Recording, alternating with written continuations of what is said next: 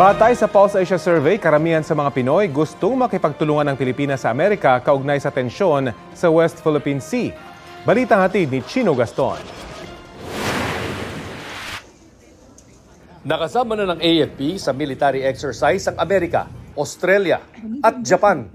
Ngayon, sila rin ang tatlong bansang nanguna sa mga napupusuan na mga Pilipinong tumulong sa bansa sa harap ng tensyon sa China sa West Philippine Sea ayon sa Pulse Asia Survey na kinumisyon ng international think tank na Strat-Based Institute at ikinasa halos kasabay ng mga tensyon doon nitong Disyembre. Sa 10 bansang pwedeng pagpilian sa survey na ikinasa, halos kasabay ng mga tensyon doon nitong Disyembre, halos 80% o 4 sa bawat 5 sinurvey ang pumili sa Amerika. Sinundan niya ng Australia at Japan.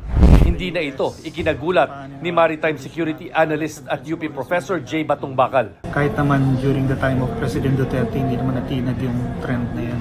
So it's not surprising. Lalo ngayong nakita natin na lalo tayong pinag-iinitan ng China. Sila raw kasi ang mga bansang nakikitang nagpapakita ng suporta at tumutulong kaugnay ng tensyon. Noong nakaraang taon, pinagtibay ng Pilipinas at Australia ang partnership na sumasakop sa military cooperation.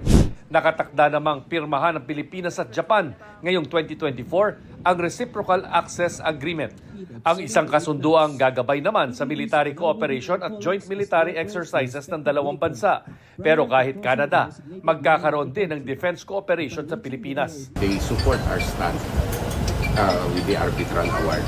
Bago nito, lumabas na sa isang naunang Okta Research Survey na halos 3 sa bawat 5 respondent ang pabor sa diplomatic at military approach ng administrasyon para itaguyod ang karapatan ng bansa sa West Philippine Sea. Mas mataas ito ng 15 points kumpara sa survey na ginawa noong second quarter ng 2023 at kasunod lang ng pagbubunyag ng mga mamamahayag sa panggigipit ng China sa mga resupply mission sa PRP Sierra Madre sa Ayungin Shoal na nasa loob ng exclusive economic zone ng bansa.